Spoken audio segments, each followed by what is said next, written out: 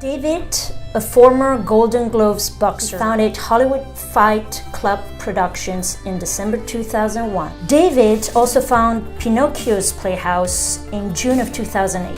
35 plays since its opening. David has written, directed, and produced 8 commercials worldwide, 6 short films, a TV pilot, and has co-created 12 one-hour dramas. David has also written feature film The Sit Down. It was accepted in Cannes Film Festival in 2008. David is now in pre-production on 3 feature films and looking for serious funding outlets. So here's my first question, David. Sure. I'm eager to know about your boxing path and how you became a Golden Gloves boxer. There was 2 reasons that really got me into boxing. The first reason was my father and I were never really close, and he was a huge boxing fan. As a matter of fact, he tried and he couldn't hack it. He quit after a week. So I wanted to get in there and do really well and to get a pat in the back for him.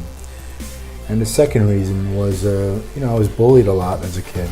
And I never really knew how to fight, and I was afraid, and I felt boxing could help me out, and it did. It also helped me help other kids that were bullied. The Golden Glove Trails came in New York when I met Eddie Tyler, who became a person that believed in me more than I believed in myself, And sometimes when you have somebody like that in your life, you could achieve anything. Yes.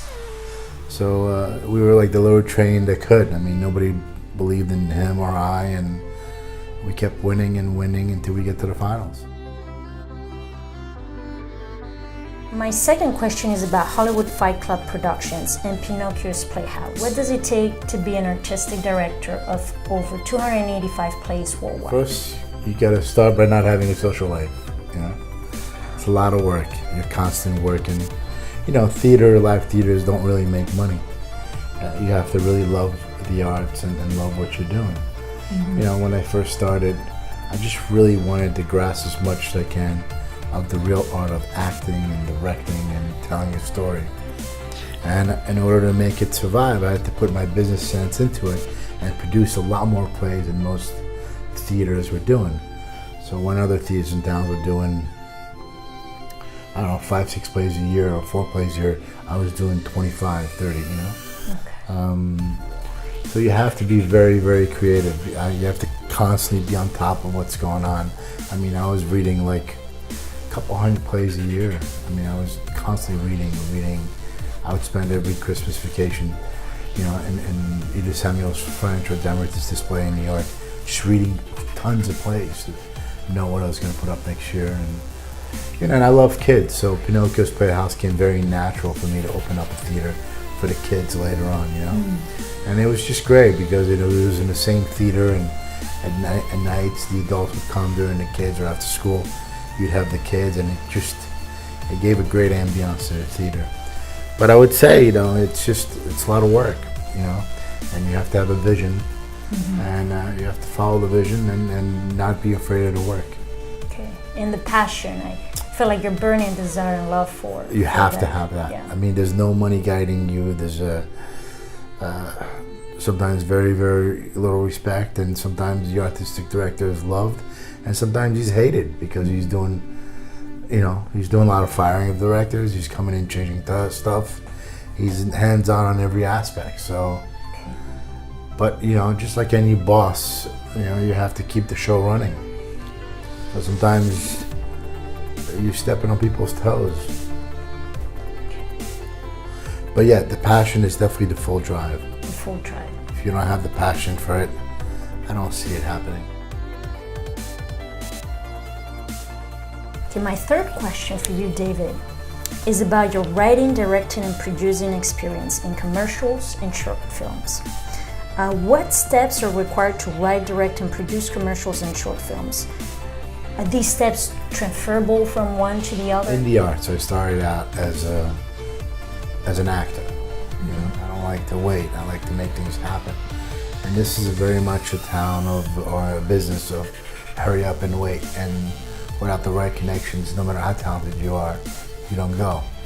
So my thought process was, well, if I don't have the connections and nobody's gonna give me a chance, then I'm gonna do it my own, you know.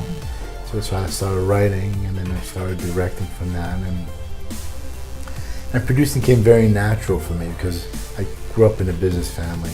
So producing for me came very, very natural. In order to get things done, I felt by me producing it, they got it done a lot faster and a lot cheaper. It's 4 different aspects of filmmaking.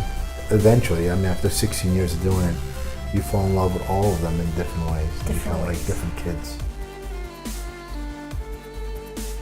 In your opinion, how can someone attain media exposure? I don't know how to do it. I mean, I don't set out for media exposure. I think we've been lucky in HFC Pictures, and I've been lucky to be able to create unique things that the media has been attracted to.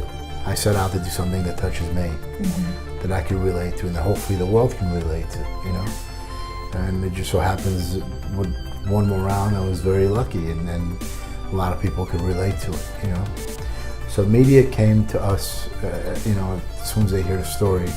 I mean, we've been really lucky the film hasn't come out yet, and we've had like about 8, 9 different podcasts, like 7, 8 different articles. We had a front page in Morocco, and like a huge layout. I mean, we've been pretty lucky, and hoping that the film will be well received when it does come out. But you touch people, and you hope that, you know, I want to do things that people are going to benefit from, you know, that it can make a difference. My next question is about the sit-down short and how it was accepted in Cannes Film Festival in 2008. So tell us a little more about this great success. Well, you know, the sit-down was written as a feature, you know. Originally, the sit-down was written as a feature, and I didn't have the funds to get it done, and I ended up putting I had credit cards and readjusted the script, which was really hard to make it a 28-minute short. And the film ended up being pretty good, but at the wrong time. You know, in 2008 is when the market crashed. Yeah. So no matter who I spoke to at Cannes, and no matter what company, and you know, and liked it, they just didn't have the funds for something like that. Take a chance on a small independent film, even though I had a commercial edge to it. So I'm hoping that one day soon I'll get a chance to direct it, and not really star in it, but just to direct it, you know. Cannes was an amazing experience. I mean, I was just in a short film corner of Cannes, but still, to be around there, I mean, for me, that's like the Mecca.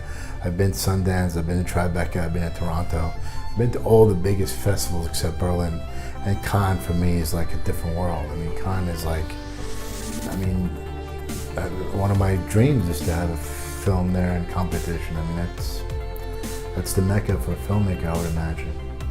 Well, I sure hope that you do. Thank you. I hope I do as well. My last question, David, is I know you're doing a documentary, one more round. So what can you tell us about it? You know, when Eddie and I fought in the gloves, when I got to the finals and I lost that fight, I walked away from boxing. And I think I walked away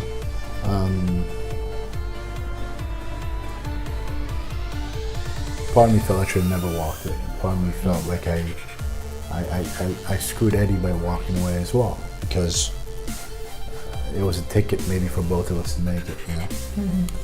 But he loved me so much that he never said anything about it, you know.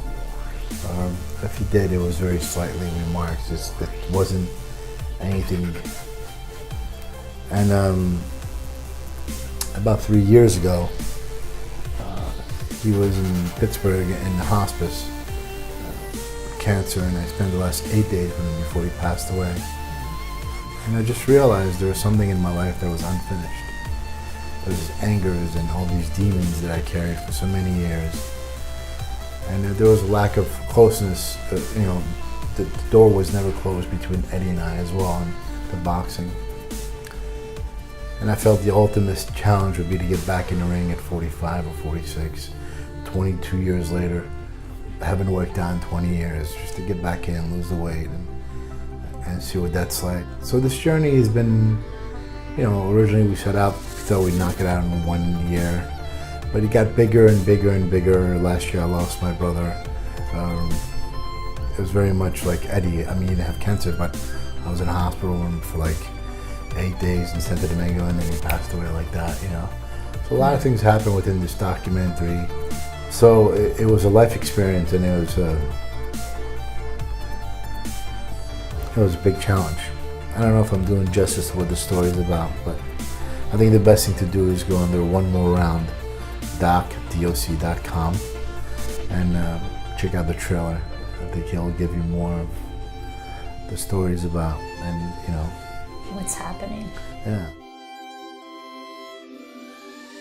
If you want to know more about David Waknine, check him out by visiting www.hfcpictures.com or www.onemorerounddoc.com.